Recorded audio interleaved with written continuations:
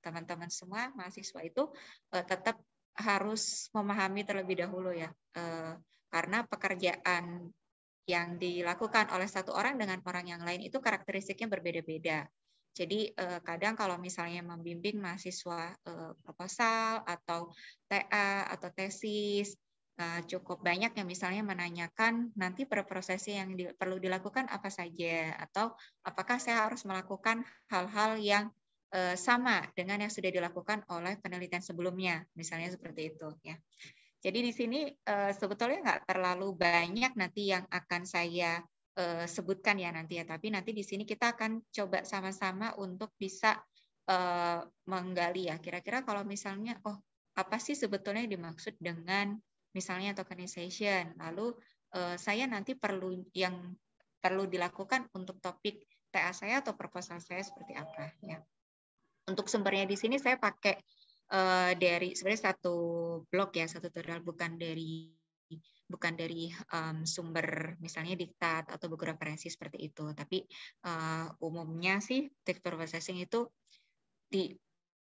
penting untuk dilakukan, terutama kalau kita menggunakan dataset yang kita peroleh sendiri ya. Jadi bukan dataset yang sudah di-share, misalkan sudah melalui beberapa proses sehingga kalau kita lihat itu udah bersih, misalnya udah hanya terdiri dari rangkaian kata-kata, kemudian antar kata sudah dipisahkan dengan tepat satu white space, nah, dan tepat diakhiri dengan satu titik. Nah, untuk data-data yang misalnya kita hasil crawling seperti itu biasanya masih cukup kotor dan perlu dilakukan preprocessing ya. Oke, kita lanjut ke slide berikutnya ya.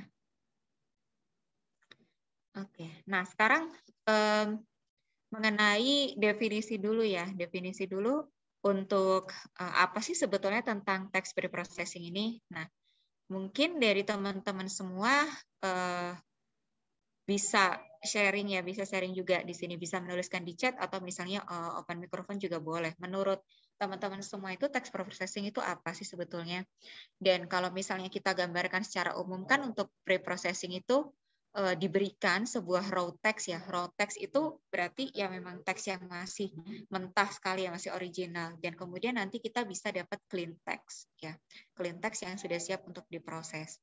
Kemudian juga mungkin teman-teman perlu mempertimbangkan ya tentang kapan sebetulnya kita perlu melakukan text preprocessing ya.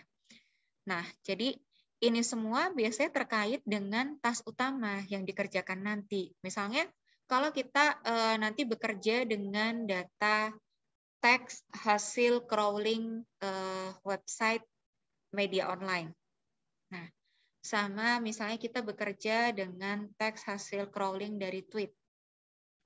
Atau misalnya kita mau bekerja dengan teks yang berupa hasil DAM ya. Misalnya kita kalau dari pengalaman saya misalnya pernah minta dataset soal-soal ya, soal-soal latihan yang ada di LMS sekolah.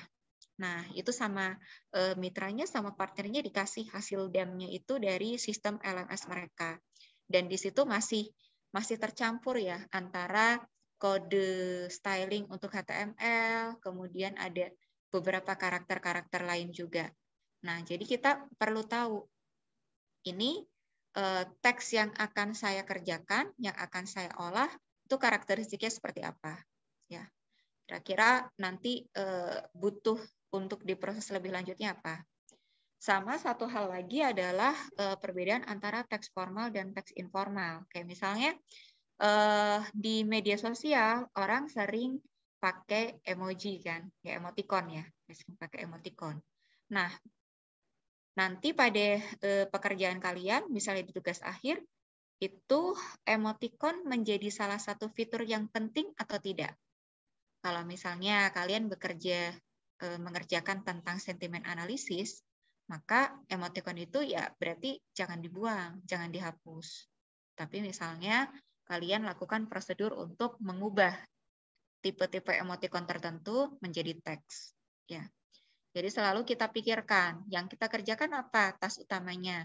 Apakah misalnya sentimen analisis, atau misalnya topic classification, atau apalagi ya, yang cukup banyak mungkin untuk TA itu topiknya yang berkisar untuk klasifikasi teks ya, seperti itu. Jadi kita harus memikirkan kalau nanti diubah atau dimodifikasi atau dihapus itu mengurangi informasi nggak dari data aslinya. Sebisa mungkin kita tidak mengurangi.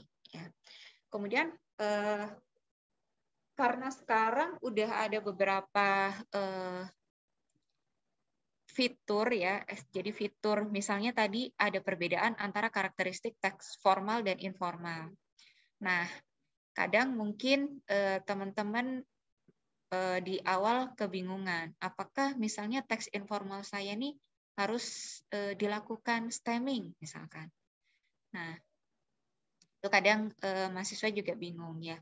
Jadi biasanya kalau untuk teks informal itu kita opsinya itu adalah lakukan, ada dua secara umum ya, lakukan normalisasi, dan yang kedua biarkan apa adanya. Kalau biarkan apa adanya, berarti kita nanti perlu memikirkan ada nggak ekstraksi fitur ya, ekstraksi fitur yang sesuai untuk teks informal tersebut ya. Oke, jadi poin penting yang pertama adalah kalian perlu memahami dulu task utama yang dikerjakan apa. Kemudian seringkali juga saya mengetahui bahwa misalnya mahasiswa itu mereka mengerjakan nih berdasarkan laporan TA kakak tingkatnya atau melihat dari referensi dia yang sebelumnya dilakukan itu preprosesinya apa aja.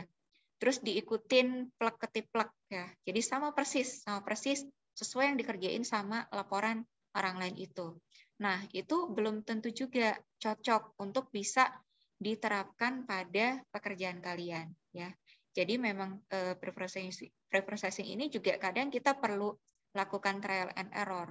Hasilnya nggak selalu. Misalnya yang diterapkan keseluruhan teknik preprocessing yang memungkinkan, nanti itu di akhir hasilnya bahkan lebih bagus. Maksudnya di akhir itu apa? Ya hasil dari klasifikasi akhirnya. Misalnya benar nggak sih kalau di teks preprocessing semuanya, mulai dari di stop word removal sampai di stemming, nanti hasil sentiment analisisnya paling bagus dibandingkan kalau tanpa preprocessing. Nah itu belum tentu ya. Oke. Nah kalau misalnya mau komentar juga silahkan langsung dituliskan di chat aja ya. Baik, kita lanjut ke berikutnya. Nah, berikut adalah beberapa teknik yang cukup populer ya, cukup populer. Ini artinya kita sering kali temukan kalau ada di website untuk tutorial tentang text preprocessing, atau mungkin sering juga disebutkan di laporan TA atau mungkin di paper ya. Nah, ini ada ini berdasarkan beberapa sih tadi yang dari sumber utama yang saya ambil ya. Apakah di luar ini bukan text preprocessing? Nah, kadang ada yang memasukkan beberapa metode untuk ekstraksi fitur sebagai text preprocessing ya. Misalkan untuk identifikasi post tag atau identifikasi tipe name entity itu kadang ada juga yang menyebutkan menjadi bagian dari text preprocessing. Tapi ini kira-kira yang cukup populer ya, banyak diterapkan. Yang pertama adalah lower casing. Nanti kita akan masuk ke tiap jenis ini ya satu persatu. Kemudian yang kedua URL removal ya. Yang ketiga HTML removal, lalu white space removal, tokenization, stop words removal, lemmatization, dan stemming. Ya, kita akan lihat satu persatu. Oke, nah lower casing kita lihat contohnya di sini yang di sebelah kiri ini adalah teks sebelum dilakukan lower casing. Yang di sebelah kanan adalah teks setelah dilakukan lower casing. Ya.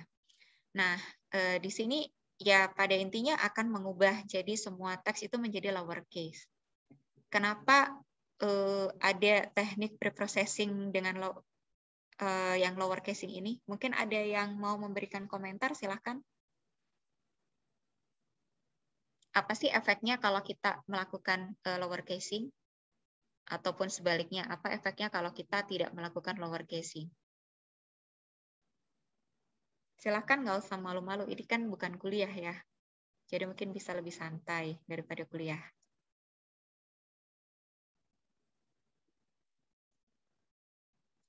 Halo, halo.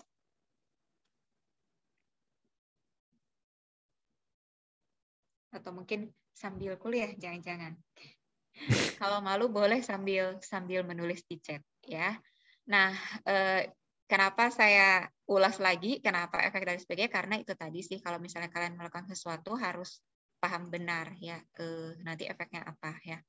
Nah, sebetulnya dengan lower casing ini artinya kita akan menganggap kata-kata yang ditulis dengan huruf besar atau huruf kecil itu sebagai satu benda yang sama.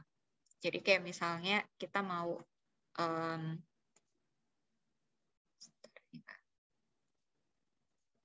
antara presiden versus presiden. Nah, komputer itu akan menganggap yang dituliskan dengan huruf awal kapital dengan yang huruf awalnya itu lowercase itu sebagai dua kata yang berbeda. Nah, pada beberapa task kita perlu menganggap bahwa kata kalau dia dituliskan dengan rangkaian huruf yang sama, tapi kapitalisasi lowercase uppercase-nya beda, itu harusnya dianggap sebagai kata yang sama. Contoh, kita mau klasifikasi topik, pengen ngedeteksi nih, ini artikelnya topiknya tentang apa. Nah, topiknya di sini misalnya tentang apa ya? Tentang berita acara lah, berita sebuah acara. Nah, tentu kita tidak perlu memusingkan. Dan kita harus menganggap nih, kata presiden yang ditulis dengan huruf P kapital dengan P kecil, itu harus dianggap sebagai kata yang sama. Oke, ya. Pada kondisi seperti itu, kita harus lakukan lower casing. Ya. Nah, kalau untuk yang nggak boleh pakai lower casing itu kondisi seperti apa? Misalnya, kita mau identifikasi name entity, atau kita mau identifikasi entitas atau kata-kata tertentu yang mempunyai makna penting. Kadang, informasi kapital seperti ini, uppercase, itu jadi fitur yang penting. Jadi kalau misalnya kita mau lanjut, teksnya itu mau kita jadikan sebagai teks training name entity recognition, maka kita jangan melakukan lower casing. Ya. Kurang lebih seperti itu. Dan mungkin untuk tas-tas yang lain yang memang butuh informasi uppercase tadi. Ya. Ini untuk lower casing. Ya. Kemudian kita lihat ya selanjutnya URL removal. Nah ini juga sebetulnya bergantung juga pada tas apa yang kita kerjakan. Walaupun mungkin jauh lebih banyak tas-tas yang tidak mementingkan ini ya URL. Nah biasanya ini di tweet ya. Di tweet itu kan seringkali ada atau sosial media yang lain itu ada informasi form atau link acuan berita. Nah, kapan kita perlu hapus? Kalau di tas yang akan kita kerjakan, informasi URL tersebut tidak diperlukan. Ya. Lalu kapan kita tidak boleh hapus URL ini? Misal nih, saya perlu ekstrak informasi dari tweet, kemudian saya harus mendeteksi link yang tercantum pada tweet tersebut. Nah, tentunya URL-nya nggak boleh dihapus. Ya, jadi tetap kita URL tersebut. Ya. Nah, jadi kalau misalnya seperti ini kita mau ekstrak nama acaranya. Nah, kalau mau ekstrak nama acaranya kan misalnya ini Mari Belajar ya. Nah, Mari Belajar kita cuma perlu nama acaranya, kita nggak butuh kita tidak butuh URL-nya. Ya sudah, berarti URL-nya dihapus saja. Oke. Selanjutnya HTML removal. Nah, HTML removal ini seringkali walaupun kita sudah bersihkan ya, kita udah proses data hasil crawl dari website misalnya, pakai misalnya Beautiful Soup ya, contoh library-nya, tapi kadang tuh masih ada yang tetap ngikut ke dalam, terutama kalau udah terkait dengan style sih biasanya. Jadi kan sering tuh ada tag HTML, kemudian style bla bla bla. Nah, itu hal yang wajar masih ikut ya. Dan ternyata kalau dari pengalaman sih agak sulit juga. Misalnya kalau kita udah pakai library, kemudian nanti masih nyisa ya, masih nyisa ada beberapa tag-tag HTML atau style yang masih ngikut. Ya. Nah, kenapa perlu dihapus? Karena sebetulnya informasi ini kan tidak kalau misalnya kita mau klasifikasi topik ya, topik seperti itu. Nah, informasi tag HTML-nya itu tidak menunjukkan informasi penting terhadap topik ya, jadi kita hapus. Perkecualiannya ada atau tidak? Ada. Misalnya kita perlu menandai bagian tertentu dari teks. Jadi kalau misalnya kalian buka source code-nya misalnya dari Detik atau situs media online yang lain, itu biasanya mereka punya penanda bagian-bagian tertentu kan. Misalnya judulnya, kemudian misalnya ada judul gambar dan sebagainya. Nah, kalau misalnya kalian perlu misalnya judul gambar, artinya kalian perlu memaintain itu untuk tag HTML-nya, ya tag HTML yang ada judul gambar ya. Ataupun kalau misalnya kalian bekerja dengan data teks yang semi terstruktur. Jadi di bagian HTML atau CSS atau JS-nya ya, JS-nya itu udah dikasih penanda. Ini tuh bagian informasi A, bagian informasi B. Nah, itu berarti jangan dihapus karena nanti itu kalian perlukan untuk menandai bagian-bagian yang berbeda. Oke. Selanjutnya white space removal. White space removal. Contohnya seperti ini, dia berteriak nyaring sekali, spasinya ada banyak, baru titik. Nah, ini walaupun kelihatannya sederhana, tapi kadang bikin pusing kalau udah ketemu ada error. Apa sih efeknya kalau spasinya tuh ada banyak? Nah, bisa jadi nanti di program kalian, ya terutama kalau nanti nyambung ke tokenisasi dan mungkin di tokenisasinya juga kalian mungkin nggak ada yang miss ya tokenisasi. Bisa jadi nanti yang terdeteksi kata sekalinya itu tuh sampai sini. Nah, sampai satu spasi terakhir. Akibatnya apa? Dia akan dideteksi sebagai satu kata yang berbeda dengan kata sekali. Ya. Nah, ini kadang bikin pusing kalau pas lagi cek, kok error ya, kok dia misalnya kita mau bikin program untuk menghitung jumlah kata. Nah, menghitung jumlah kata, kemudian kita parse-nya hanya berdasarkan satu white space. Nah, kemudian kita dapat kok jumlah kata sekalinya kurang satu, yang satunya lagi mana? Oh, ternyata yang sekali ini tuh dia dianggap sebagai satu kata yang sampai sini, sampai white space. Ya, oke. Jadi biasanya kita lakukan white space removal ya. Tapi ada juga yang sudah dihandle otomatis nanti pakai word tokenization ya. Nah, ini selanjutnya di tokenization. Nah, ini untuk tokenization sebetulnya ada dua. Nanti kalau di collab-nya itu ada dua ya, ada sentence dan ada word ya. Nah, untuk yang ini contohnya adalah pada level kata. Jadi masukannya berupa satu kalimat. Kemudian hasil tokenisasinya itu adalah setiap kata pada kalimat tersebut. Nah nanti karena bahasa Indonesia itu standarnya sebetulnya cukup mirip dengan bahasa Inggris, jadi kita bisa memanfaatkan tokenizer bahasa Inggris sebetulnya. Perkecualian, tapi ya bisa sama aja sih. Mungkin kayak misalnya kita menggunakan tanda desimal ya, desimal itu kan kalau bahasa Indonesia pakai koma, kalau bahasa Inggris pakai titik, tapi itu juga udah dianggap sebagai satu token ya. Oke, nah ini contohnya. Kemudian nanti kalian bisa coba cek tokenize kalau pakai tokenizer tertentu, misalnya untuk kata yang misalnya kata apa istilahnya, kata jamak ya, misalnya ramah tamah. Nah, ini dia akan di-split menjadi dua kata atau tidak. Ya, nanti dilihat di hasil tokenizer-nya sih biasanya. Ya. Nah, kenapa perlu dilakukan tokenisasi? Karena biasanya kalau untuk yang word level tokenization itu kita perlu mendapatkan fitur kata-katanya. Ya. Atau misalnya kalau untuk yang sentence level, karena kita perlu lakukan proses yang dia dilakukannya per sentence. Contoh proses yang dilakukannya per sentence itu apa? Ya, misalkan dari satu artikel berita keseluruhan, kita ingin mengambil datanya itu per kalimat. Kemudian per kalimat misalnya nanti diproses lagi lebih lanjut.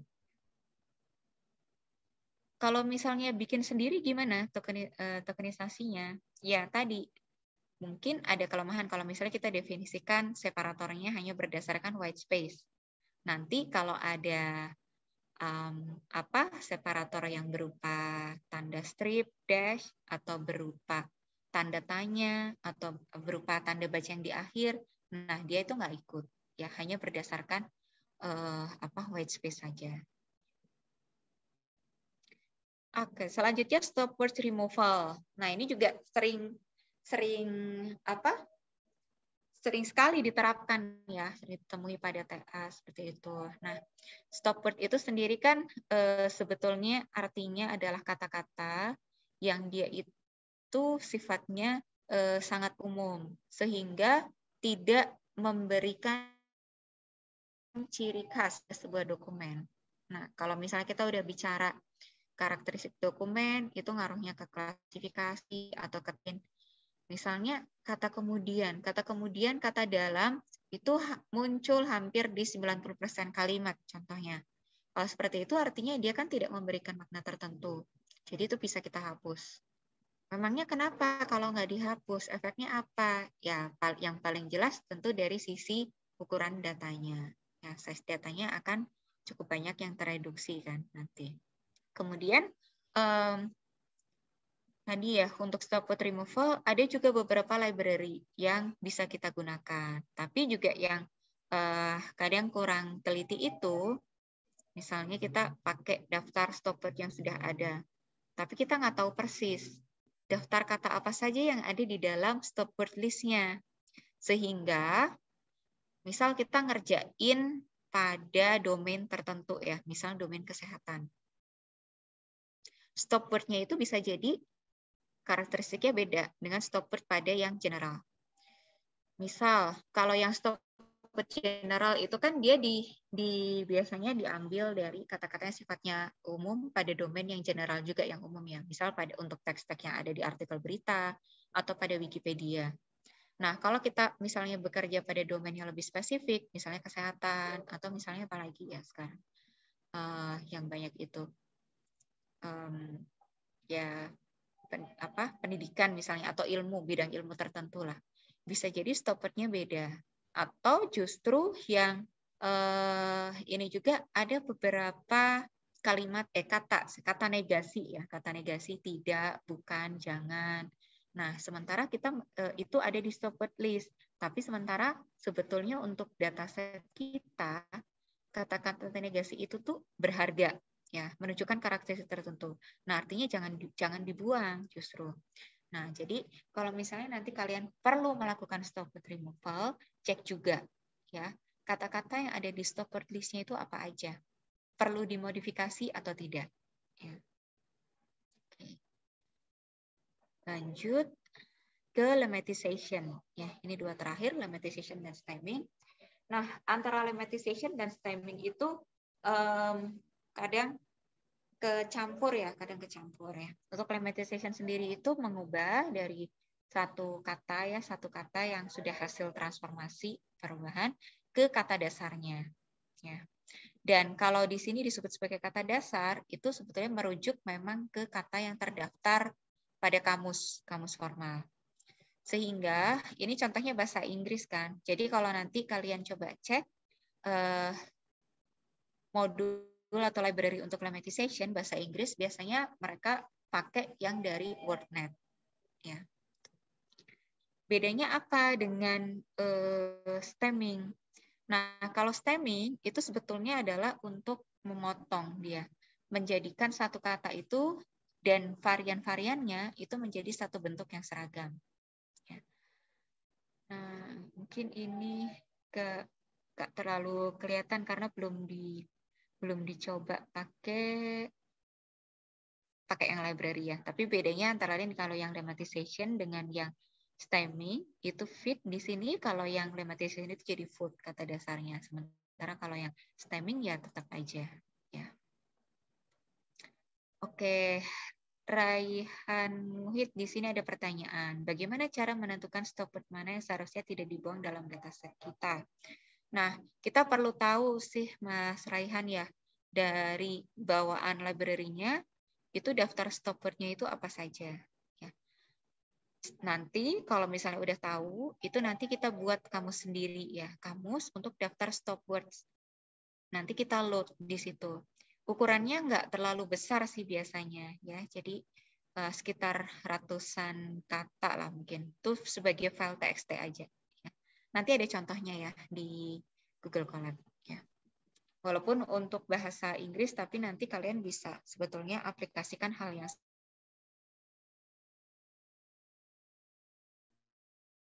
Lalu kalau untuk stemming dan lemmatization itu tujuannya apa? Sekali lagi kalau untuk stemming dan lemmatization itu sebetulnya adalah untuk apa ya? Membuat lebih kompak variasi kata yang ada di dataset.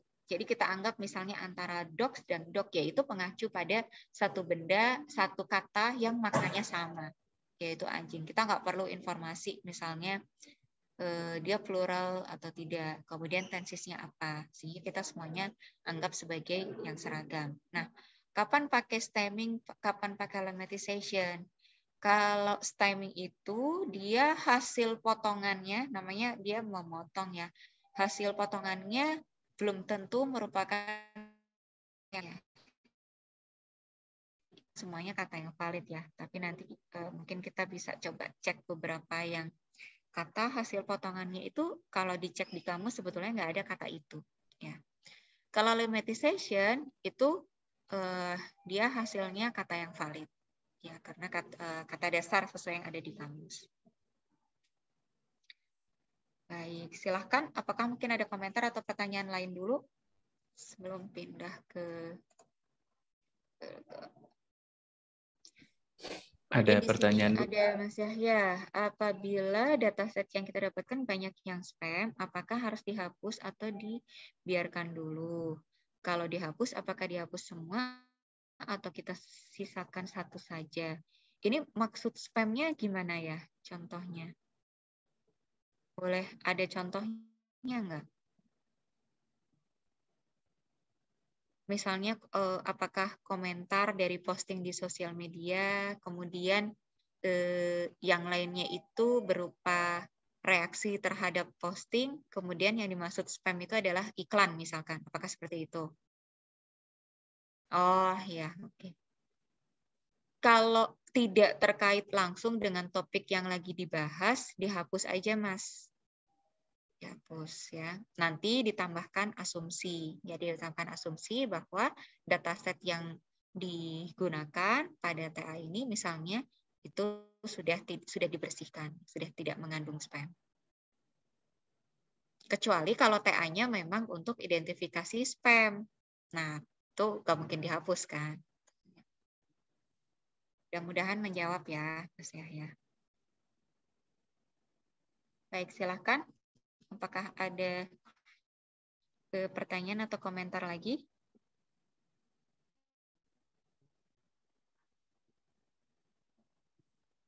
Baik, kalau tidak ada, kita bisa pindah.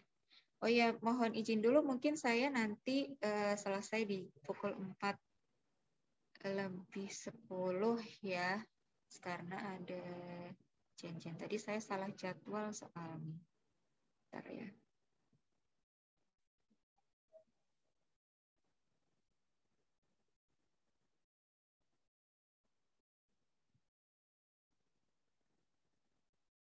Nah, silahkan dibuka dulu untuk collab-nya, kemudian di copy ke drive masing-masing.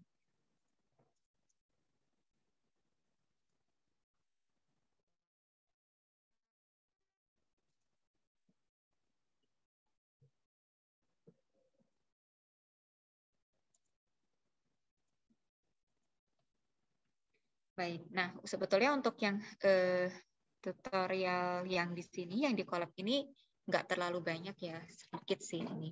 Nah nanti sebetulnya kalau yang sesuai kebutuhan, mungkin karena sekarang juga udah cukup banyak library yang tersedia, kalian bisa lakukan trial and error ya. Oke, yang pertama misalnya untuk lower casing ya. Untuk lower casing ini nggak perlu pakai library Analytica, bisa langsung pakai method atau function lower ya dari string ya. Jadi dia bisa diaplikasikan pada tipe data string kalau menggunakan Python. Kemudian untuk yang URL dan tag HTML removal, ini contohnya di sini pakai regex ya.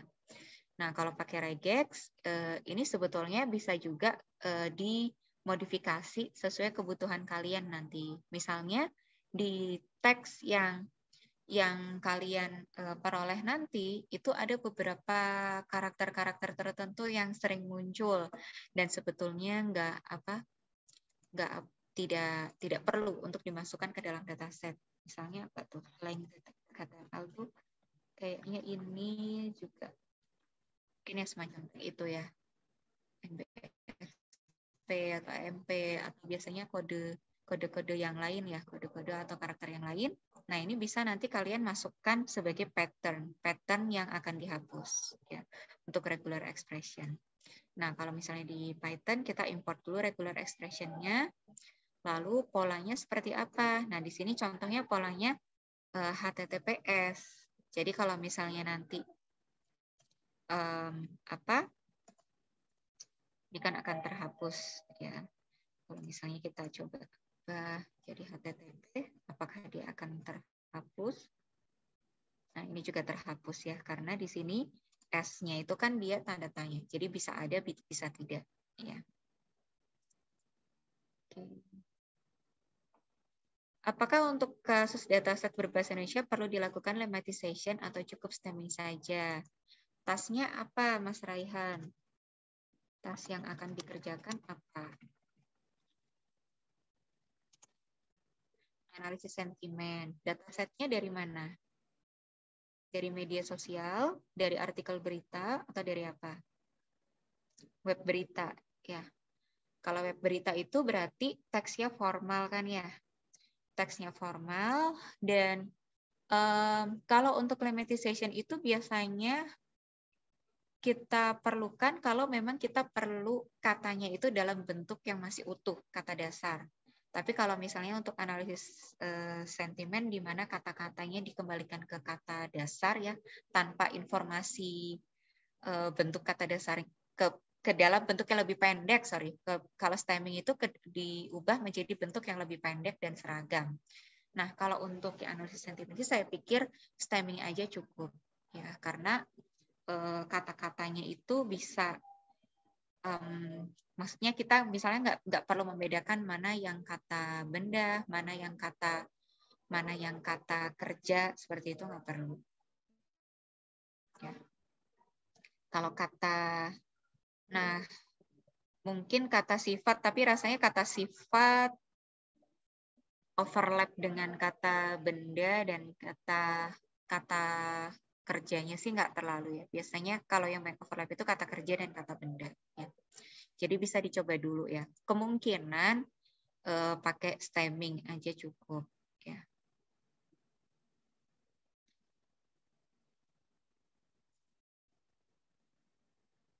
Baik, sama-sama. Nah, selanjutnya untuk tag removal untuk HTML di sini juga sama, pakai regex ya.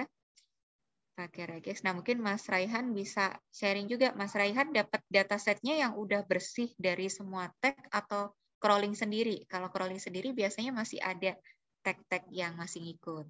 Ya. Nah, di sini contohnya akan meremove semua teks yang ini kan ada polanya ya, diawali dan diakhiri dengan apa ini namanya ya, kurung yang bentuknya seperti ini. Oke, lalu white space removal ya, white space removal caranya di sini adalah di split dulu. Jadi sebetulnya di Python itu ada split ya, split seperti ini. Itu kan dia akan melakukan pemotongan berdasarkan white space ya, defaultnya berdasarkan white space. Nah, kalau ini dipotong semuanya jadi satu-satu katanya, kemudian di join lagi antar kata dikasih satu white space, ya. Supaya nanti jadi rapi. Kalau diperhatikan, ini hasil di atas yang removing HTML tag. Nah, ini masih ada satu spasi di bagian paling awal di depan. Ya. Kalau yang di sini, ini, nah ini udah nggak ada spasi di paling awal. Oh ya, tadi saya sebutkan kenapa perlu di remove untuk spasinya itu juga selain karena supaya tiap katanya itu seragam ya, dan pemisah antar katanya juga seragam, satu white space. Kadang kita perlu membandingkan dua teks dari sisi panjangnya ya. Nah, ini sharing aja sih dari pengalaman yang saya pernah cek ya. Jadi karena kita perlu nih bandingin sebelum dimodifikasi dan sesudah dimodifikasi itu panjangnya berapa. Dan kadang itu ada, loh kok ini panjangnya lain ya? Kenapa? Oh ternyata masih ada white space yang ngikut.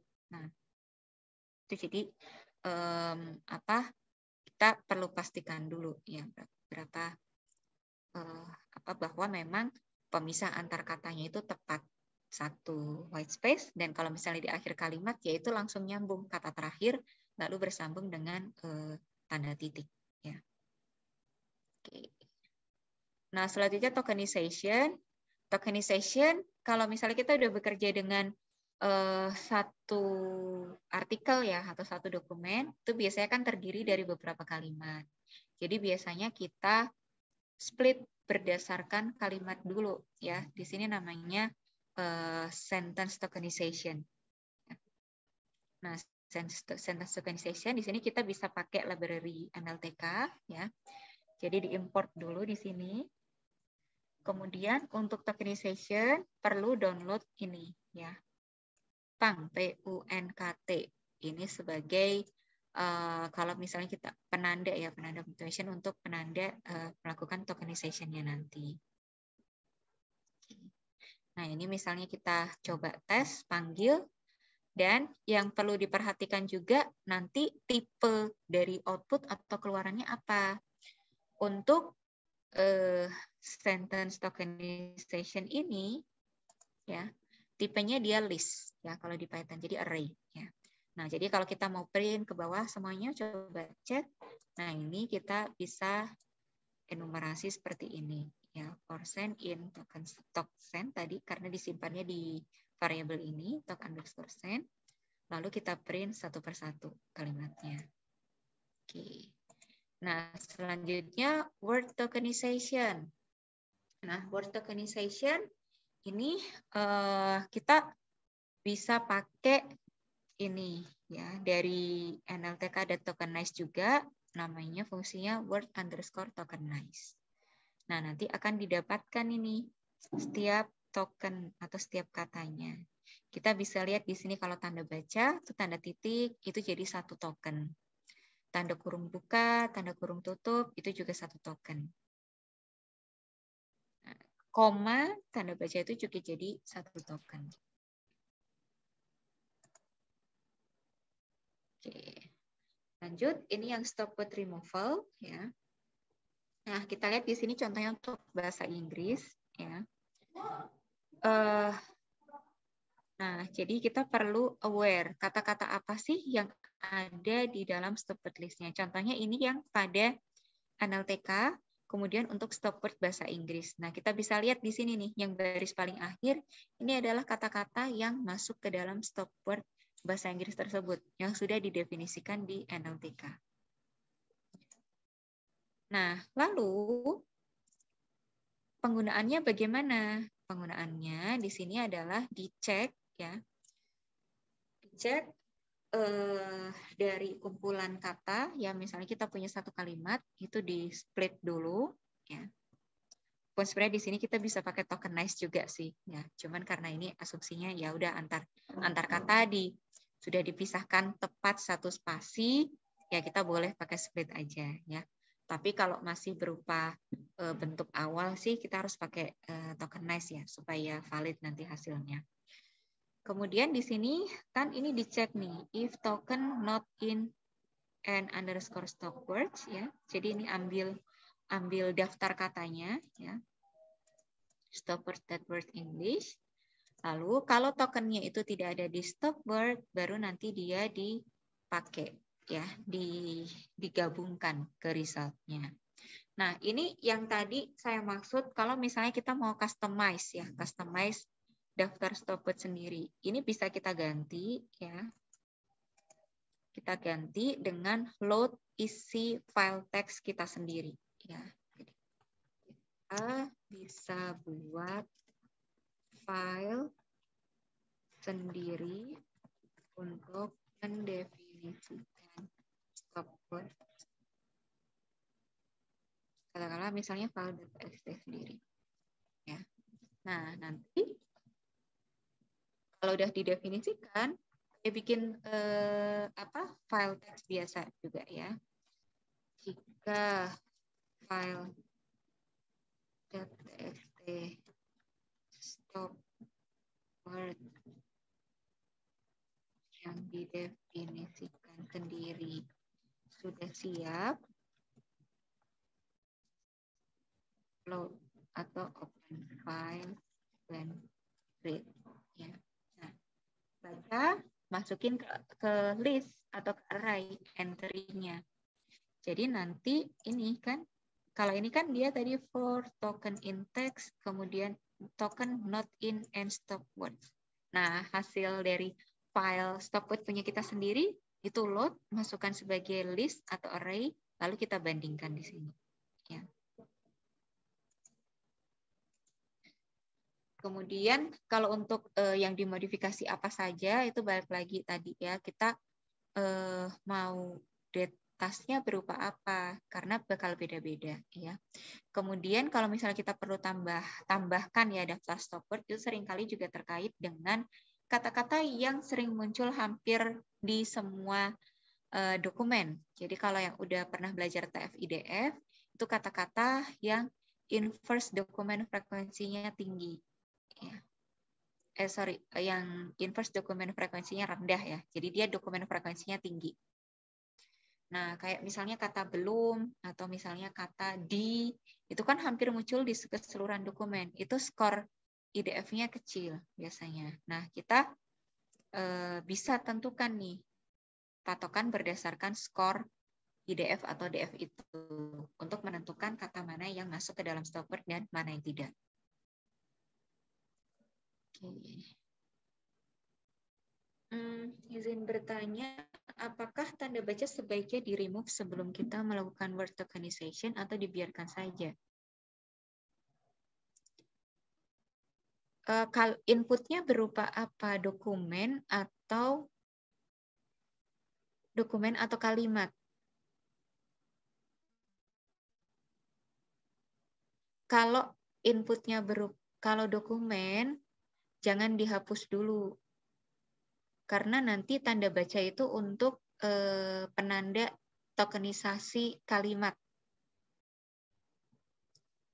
Tapi kalau masukannya berupa kalimat, nah itu nggak apa-apa. Atau udah satu satuan kalimat. Kalau dokumen, jangan dihapus dulu tanda bacanya. Karena dia bisa jadi tadi ya, menunjukkan kalimat atau menunjukkan klausa tertentu.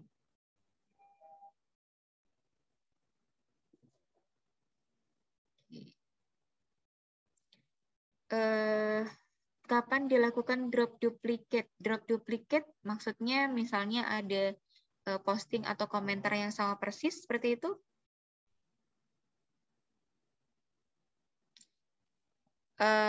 Ya ini tergantung juga sih. Kalau sama persis ya benar-benar persis sama gitu sih biasanya di drop ya, dihapus aja karena dia tidak memberikan informasi tambahan. Kalau misalnya mau variasi atau melakukan data augmentation, itu tetap ada perubahan sih, walaupun sedikit.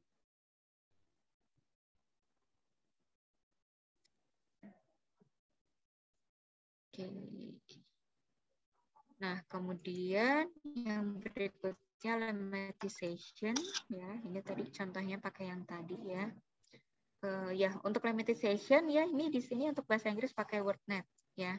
Kalau untuk lemmatization untuk bahasa Indonesia saya belum pernah sih, mungkin bisa pakai API-nya WordNet bahasa, tapi saya belum pernah coba sendiri maksudnya. Nah, ini sebetulnya untuk yang lemmatization ada beberapa varian juga. Ada yang tanpa kita harus menyebutkan post tag-nya, ada juga yang harus menyebutkan post tag-nya. Ya. Nah, ini contohnya adalah lemmatization pada level kata. Ya. Berarti ini biasanya nggak perlu informasi post tag-nya kalau level kata.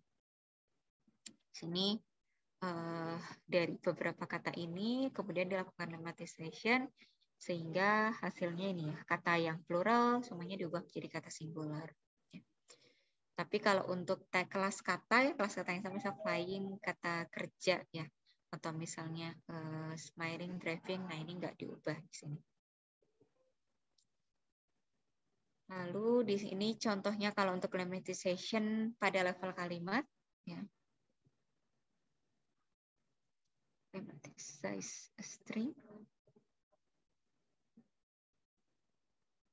Dan di sini untuk stemming. Nah, untuk bahasa Inggris memang yang cukup bagus kabarnya Porter Stemmer itu. Ya, Porter Stemmer. Lalu di sini pakai metodenya adalah DATSTEM, ya, Porter DATSTEM word. Ya.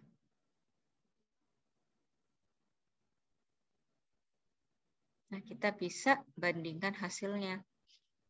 Contohnya di sini tried, ya, tried.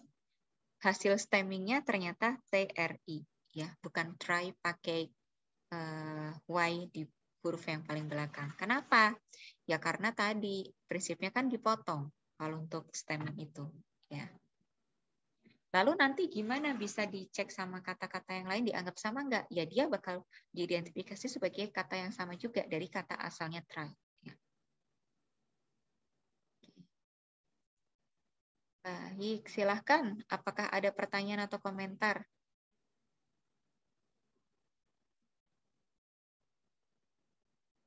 Jadi memang kadang ada beberapa misalnya keputusan mana preprocessing yang paling tepat dan sebagainya itu setelah kita melakukan eksperimen awal. Jadi di awal kita nggak tahu ini nanti kalau misalnya di stemming hasilnya bakal lebih bagus nggak ya daripada kalau tidak di stemming. Yaitu memang kita harus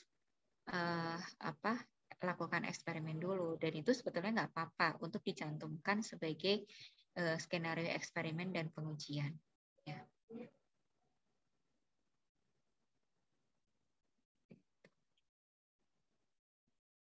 Baik. Silahkan apabila ada pertanyaan lagi.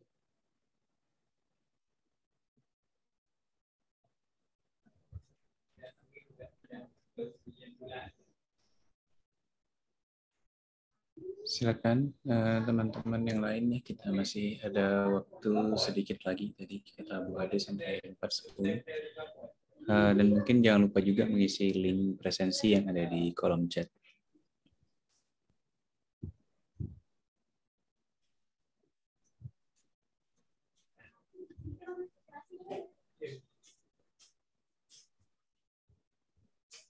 Mungkin ada pertanyaan juga, Bu. Kadang-kadang mahasiswa juga suka nanya terkait dengan urutan preprocessing. Nah, itu apakah ada urutan tertentu atau memang berbeda-beda tergantung tasnya atau seberapa berpengaruh gitu mungkin urutan melakukan preprocessing ini tahap-tahapannya gitu. Iya, baik. Terima kasih pertanyaannya. Jadi kalau untuk preprocessing setelah kita memahami prosesnya itu tujuannya untuk apa dan alasannya kenapa, kita bisa ini ya cek. Nah, sebetulnya di sini urutan yang ada di sini itu agak beda dengan yang ada di sumber ya. Contohnya misalnya untuk HTML sama URL removal itu kalau di sumber aslinya dia ditaruh paling belakang. Cuman di saya ini contohnya ditaruh yang paling awal duluan. Kenapa? Karena asumsinya dia tidak apa ya? Maksudnya kalaupun dihapus tidak ada bagian informasi penting yang hilang. Tapi kapan misalnya ini penghapusan ya, untuk penghapusan kata itu dilakukan misalnya stop word tadi ya, stop word removal dengan yang tokenization, mana duluan? Mau stop word removal atau mau tokenization? Nah, jadi biasanya kalau untuk tokenization itu dilakukan paling akhir ya tokenization. Jadi benar-benar setelah kita menghapus beberapa bagian yang penting, itu baru terakhir nanti yang tidak penting dihapus, baru tokenization. Kecuali kalau misalnya nanti dibutuhkan untuk proses yang membutuhkan rangkaian kata yang lengkap. Kayak misalnya nanti di ekstraksi fitur, nanti teman-teman perlu melakukan post tagging atau perlu melakukan name entity recognizer. Nah, jangan lakukan stop word removal. Itu setelah post tag-nya dideteksi aja, ya. Karena nanti bakal berpengaruh terhadap hasilnya. Kalau ada kata yang hilang, post tagging atau name entity recognition itu bisa jadi dia nanti hasilnya kurang akurat, ya. Kemudian satu hal lagi untuk teks sekarang ya, kalau misalnya beberapa pakai fitur atau ekstrak fiturnya itu pakai semacam word to fact atau pakai fast text atau yang lebih kekinian pakai BERT dan segala macam variannya, itu kadang kita nggak perlu memusingkan, ya. Jadi kenapa sih di paper misalnya dia pakai IndoBird atau apa, tidak perlu dilakukan preprocessing yang sifatnya menghapus stop word, kemudian lemmatization atau stemming itu udah hampir nggak perlu dilakukan. Kenapa? Karena di model mereka, model untuk representasi katanya itu sudah mencakup, variasi kata tersebut, dan juga untuk fiturnya kan dia levelnya sudah subword, ya. Jadi kadang saya tanya kalau misalnya ada mahasiswa yang dia bilang saya mau pakai BERT atau mau pakai IndoBird, terus saya mau melakukan stop word removal. Nah, itu justru nanti jadi pertanyaan, kenapa kok perlu dilakukan stop word removal? Ya karena sebetulnya nggak perlu. Terus apa lagi ya yang keadaan? Ya, jadi kalau untuk urutannya disesuaikan aja sih nanti perlunya seperti apa. Tapi biasanya yang terakhir itu tadi sebelum masuk tokenization. Ya.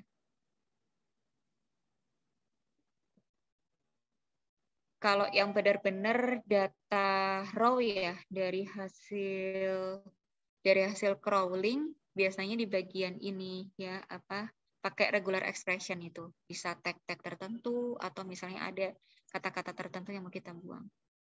Apakah jika akan menggunakan TF-IDF perlu dilakukan tokenization? Iya benar, kan TF-IDF itu levelnya token kan, jadi harus tokenization dulu.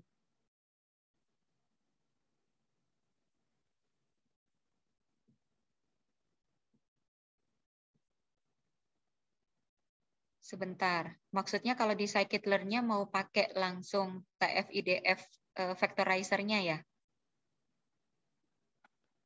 Oke, nah kalau di scikit-learn kayaknya udah gabung jadi satu deh, itu scikit-learn.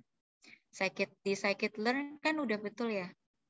Ya, betul. Ya, jadi dia udah gabung ya.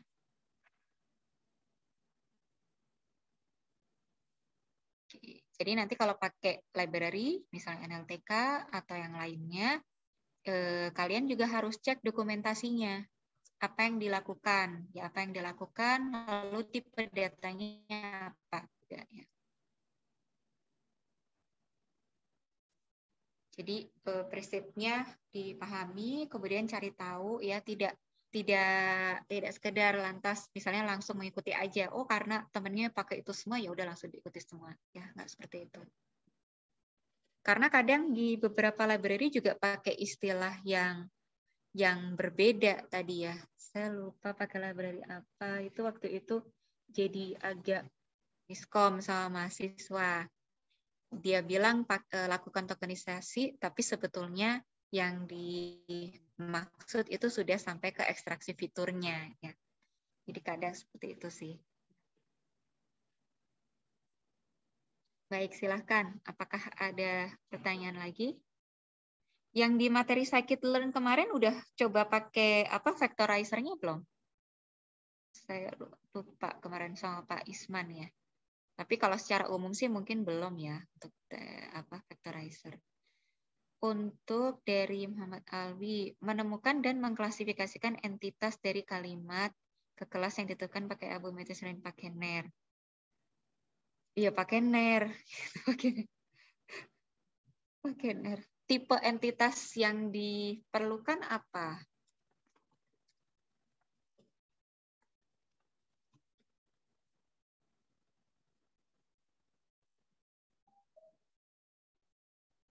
Karena sebetulnya kalau misal mau deteksi name entity, itu bisa jadi juga beda-beda. Kalau yang general itu kan people, organization, location. Itu yang paling umum.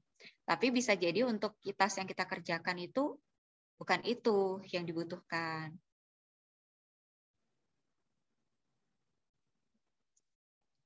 Kalau NER-nya nggak ada. Pakai kamus. Iya, iya, iya. Itu sebetulnya kalau NER belum ada. Oh, itu ada contohnya alamat, judul buku, judul film. Ya, kalau seperti itu pakai dictionary. Bisa pakai dictionary atau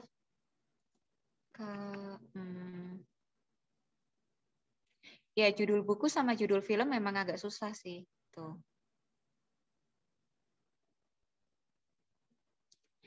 Kalau dia dituliskan sebagai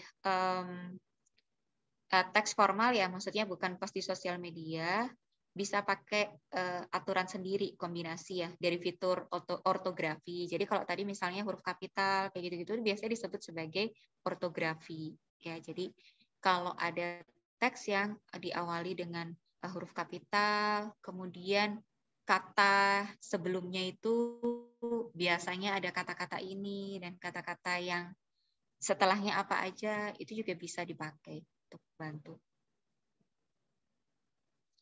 Bahasa asing, identifikasi, maksudnya identifikasi kata yang berbahasa asing. Bisa ada library yang dia bisa detect, yang bisa deteksi bahasa kata. Nah, jadi itu bisa dipakai, saya lupa. It itu nanti coba kalian search lagi ya bisa. Jadi misalnya biasanya itu di media sosial atau di forum seperti itu kadang ada satu blok teks itu kan dia campuran, ada yang bahasa Indonesia, ada yang bahasa Inggris. Nah, kalau kita mau deteksi misalkan kata-kata mana ya, kata-kata mana yang merupakan bahasa Inggris, nah itu ada library-nya kok. Kalau nggak salah Lang ID atau yang lain ya, saya lupa. Lang ID. Tapi ada kok, saya pernah coba. Library.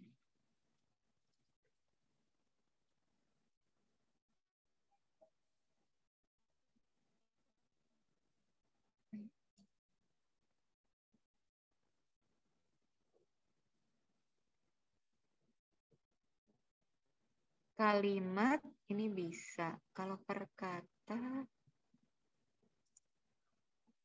pakai yang ini juga nggak ya? Saya lupa. Kalau misalnya untuk translasi juga untuk TA kalian bisa pakai library-nya Google Translate ya. Bisa. Terus apa lagi ya? Untuk koreksi typo itu ada PyTypo. Saya juga taunya dari mahasiswa sih PyTypo. Ya.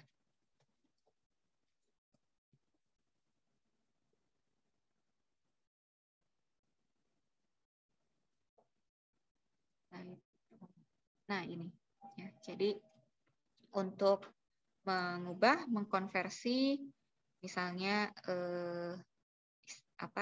huruf yang diketikkan banyak gitu, banyak sekali ya.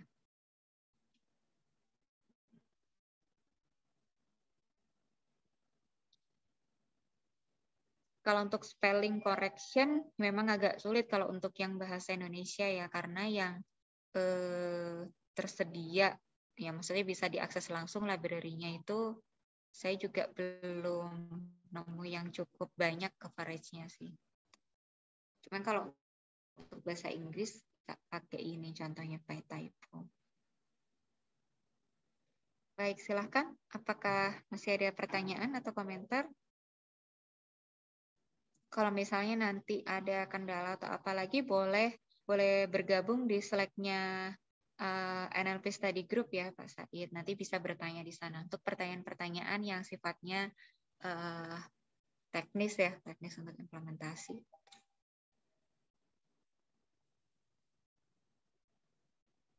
Mungkin terakhir, Ya, silakan. kadang-kadang apa ya, setelah melakukan pre-processing, mencoba ini itu, ternyata pas secara empiris malah lebih baik hasilnya tanpa melakukan apapun gitu. Nah itu normal nggak gitu? Terus kalau seandainya di sidang kira-kira ditanya nggak gitu? Kenapa hanya bagaimana menjawabnya?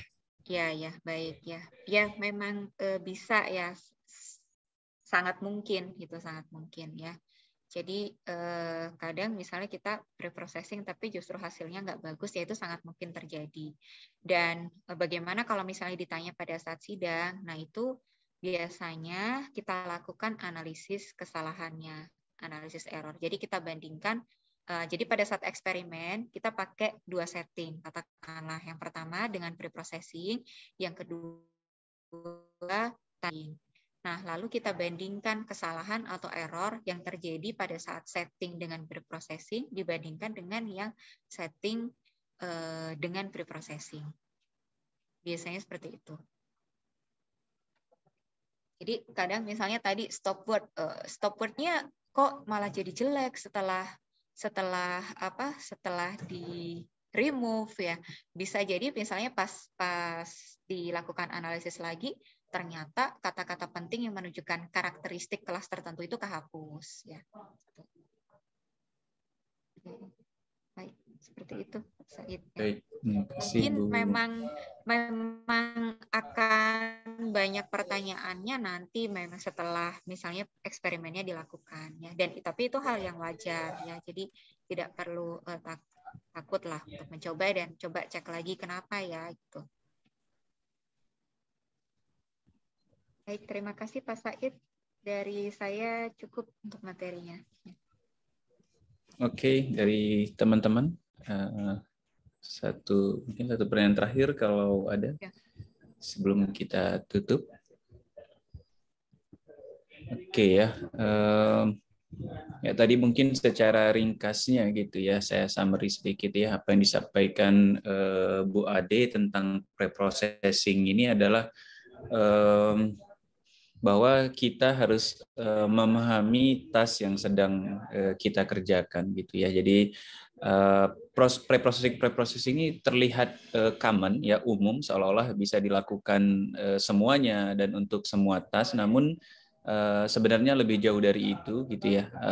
Ada preprocessing tertentu yang hanya cocok untuk task-task tertentu misalnya ya. Jadi memahami task itu adalah salah satu kunci gitu ya tadi. Kemudian yang kedua mungkin tadi ya kalaupun ada apa ya, sesuatu hasil yang mungkin tidak sesuai ekspektasi dengan melakukan preprocessing, maka salah satu caranya adalah dengan melihat lebih jauh ya hasilnya, melihat lebih dalam hasilnya, bukan hanya sekedar angka saja gitu ya, tapi ditunjukkan misalnya di mana letak salahnya ya, lihat evidence-nya itu mungkin berdasarkan pengalaman saya sendiri juga yang agak-agak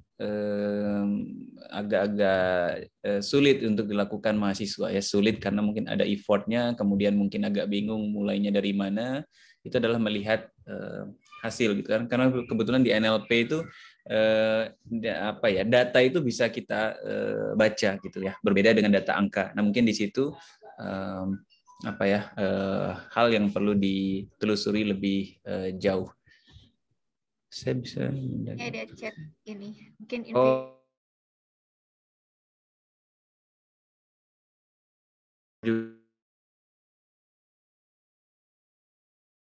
gimana ya, lupa lagi. Bisa nggak? Seperti ini bisa nggak ya? Oh. Oke, nanti saya lupa lagi invitation chat-nya.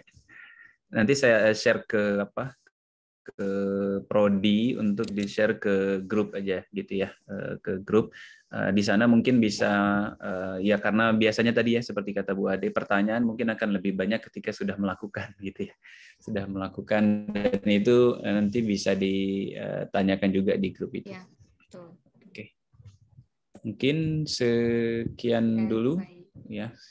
Mungkin saya sebagai moderator ya, mewakili prodi dan rekan-rekan semua mengucapkan terima kasih kepada Bu Ade ya yang telah memberikan materi pada sore hari ini. Semoga rekan-rekan semua gitu ya semakin semangat dan terbantu untuk melakukan TA. Semoga semakin semangat menyelesaikan TA-nya. Ya, mudah-mudahan semuanya lancar ya, bisa lulus sesuai dengan waktu yang sudah dijadwalkan. Amin. Amin. Ya. Sesama mahasiswa. Ya. Baik, terima kasih semuanya ya teman-teman, dan nanti silahkan kalau misalnya masih ada pertanyaan boleh dilanjutkan di situ ya, di grup nanti biar saling berbagi aja sih di situ ya. Ya. Oke, Selamat terima sore. kasih. Wassalamualaikum warahmatullahi wabarakatuh. Oke ya, mungkin dengan tutup sesi ini, nanti saya akan share link untuk Slack, dan ya jangan lupa mengisi presensi ya. Demikian saya tutup. Wassalamualaikum warahmatullahi wabarakatuh. Waalaikumsalam warahmatullahi wabarakatuh.